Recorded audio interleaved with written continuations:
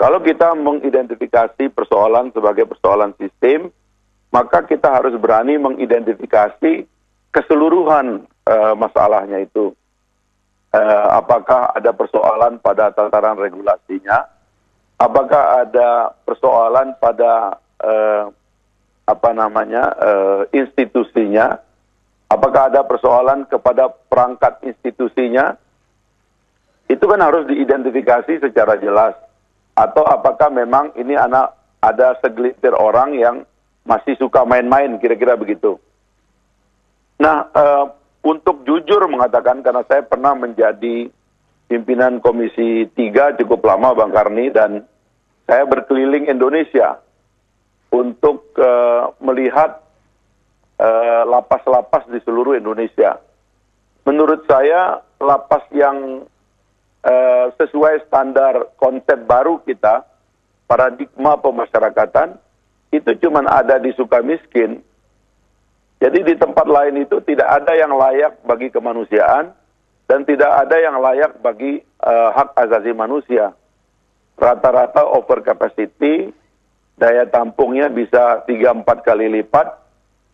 Itulah yang menyebabkan karena penuh dengan keterbatasan, maka hal-hal yang manusiawi itu menjadi terjadi. Misalnya orang harus memenuhi hajat hidupnya, kebutuhan biologisnya. Sementara itu tidak tersedia. Akhirnya orang kan sewa kamar, ya kan, karena itu tidak disediakan secara baik. Orang-orang juga punya kebutuhan yang berbeda-beda, tapi tidak tersedia.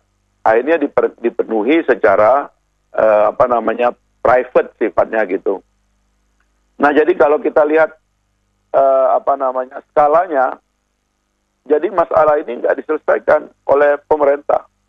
Presiden tidak tahu akar atau skala dari persoalan ini, sehingga keluhan dari orang-orang di lapas ini yang sudah melaporkan berkali-kali bahwa kalau kita tidak melakukan advokasi kepada cara kita menegakkan hukum, atau kemudian kita menambah fasilitas lembaga pemasyarakatan kita, ya damage pasti terjadi. Sama dengan kalau rumah saja, ya bukan tempat orang yang terpidana, kalau isinya masih 2, masih 3, masih manageable. Tapi kalau di dalam rumah itu sudah 15 orang, sementara daya tampungnya cuma 5, itu bukan narapidana, bisa terjadi masalah, gitu. Jadi saya kira tidak ada yang care skala dari persoalannya dan penyelesaian secara sistemik. Tidak ada yang care. Dan ini kemudian menyebabkan kita akhirnya membuat seolah-olah sensasi yang diciptakan oleh KPK ini adalah segala-galanya gitu loh. Padahal KPK-nya sendiri sedang bermasalah, ya kan? Kalau menurut saya ya, KPK melakukan perluasan arti korupsi, ya kan? Penegakan hukum dilakukan melalui operasi intelijen, ya kan? Yang menonjol adalah tindakan-tindakan operasi pengintipan dan penangkapan. Dan dalam setiap pengintipan dan penangkapan sebagai anomali dari sistem, itu pasti menciptakan sensasi. Sebab ada banyak yang bisa kita jadikan sensasi di Republik ini karena begini besar gitu. Besok di LP, mungkin besok di suap di juri Asian Games, mungkin juga itu keluar dan jadi sensasi-sensasi baru yang diciptakan.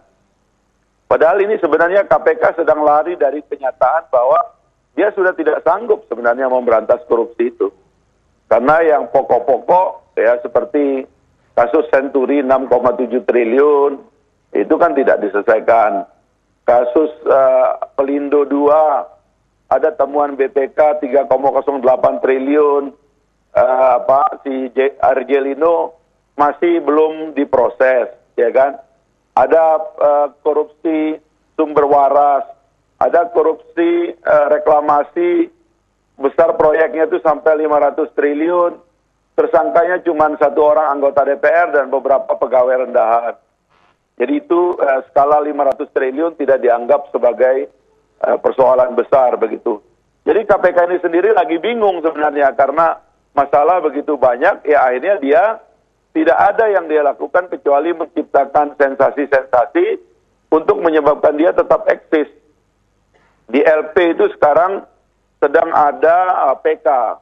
Mungkin KPK sedang menghambat PK dari beberapa narapidana korupsi itu. Kemudian di DPR sedang ada undang-undang KUHP. Dan saya sudah mendengar dari teman-teman bahwa Presiden berhasil ditekan untuk menolak membahas undang-undang KUHP. Sehingga criminal constitution kita, peninggalan Belanda itu nggak berubah-ubah. Gitu. Jadi saya kira kelemahan mengidentifikasi skala persoalan, baik persoalan di pemasyarakatan yang seharusnya mulai kita bahas perubahan paradigmatik ya. Karena waktu membahas bagaimana cara kita mengosongkan LP, kami pernah membuat undang-undang gerasi yang memberikan kemudahan kepada Presiden untuk membebaskan orang-orang yang tidak perlu dipenjara. Di beberapa negara di dunia ini sekarang, tahan badan, tahan fisik itu sudah dianggap kuno. Apa gunanya nahan orang-orang yang punya pekerjaan, yang punya pegawai, yang belum pernah dipenjara seumur hidupnya, belum pernah berbuat tidak baik, ya kan? Hanya karena 100 juta dipenjara 18 tahun, 17 tahun. Lah orang itu terus ngapain di penjara selama 17 tahun, 18 tahun itu? Sehingga dia stres dan mencari cara menghibur dirinya, ya dihiburlah dengan cara-cara seperti itu, berhadapan dengan ketidaksempurnaan sistem yang ada, ya kan? Informalitas yang kuat di dalam kultur kita juga, terjadilah problem di LP kita seperti itu. Jadi saya kira di KPK juga kita gagal membaca skala persoalan. KPK menyibukkan diri dengan OTT tiap hari, kepala daerah OTT, hakim OTT. Ini kan Kalapas ini saya dengar cuma 20 juta dan $400 dijemput di rumahnya. Irwandi Yusuf sampai sekarang belum diperiksa sebagai tersangka dan akhirnya pacarnya sudah sudah dicekal dan pacarnya sudah diumumkan, ya kan? Ada aliran dana ke perempuan-perempuan. Ini semua sensasi karena KPK-nya frustrasi, mungkin dia nggak punya partner juga dalam memberantas korupsi. Karena presidennya juga nggak paham bagaimana cara memberantas korupsi ini gitu loh. Skala dari persoalan dan pekerjaan ini, saya kira jauh dari kemampuan kita menyelesaikannya. Terutama mereka-mereka yang sedang bertugas. Akhirnya saban hari kita ini mencari cara untuk menunjukkan kepada publik bahwa kita ini sedang bekerja menyelesaikan masalah, tapi masalahnya nggak akan selesai. Memang tidak diselesaikan. Ini kan memakai APBN untuk menghibur rakyat supaya kelihatan kita bekerja. Ini namanya state manufacture trap. Jadi kita ini dijebak dalam situasi seolah-olah negara ini sedang bekerja menyelesaikan masalah, tapi sebenarnya nggak lagi menyelesaikan masalah. Dia cuma lagi menghabiskan APBN untuk menghibur rakyat aja. Itu yang saya lihat, Bang Karni. Baik, Bu Mari.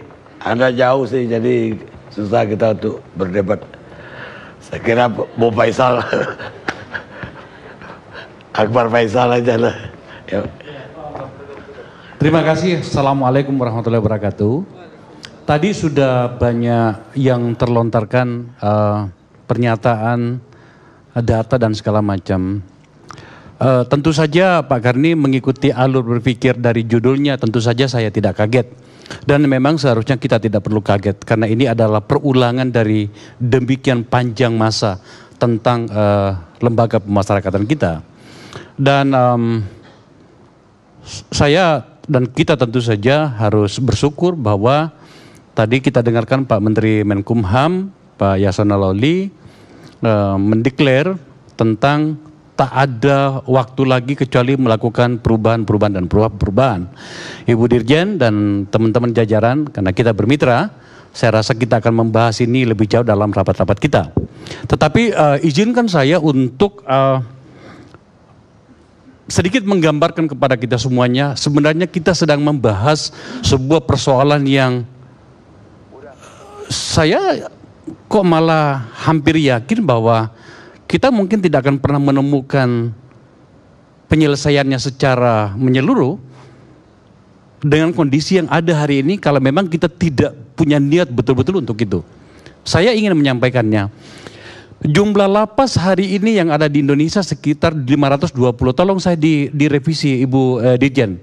Kalau ya, jumlah napi dan tahanan tadi disebutkan 250.000, saya sebutkan angka pastinya 246.541. Padahal kapasitas LP kita yang ada itu hanya 122.000. Artinya kita kelebihan 124.000 tahanan atau 180% dari total yang ada. Ayo kita sedikit berkreasi berpikirlah. Kalau ruangan ini kapasitasnya 1.000 orang tetapi diisi 1.800 orang, coba kita bayangkan. Itulah yang terjadi sekarang.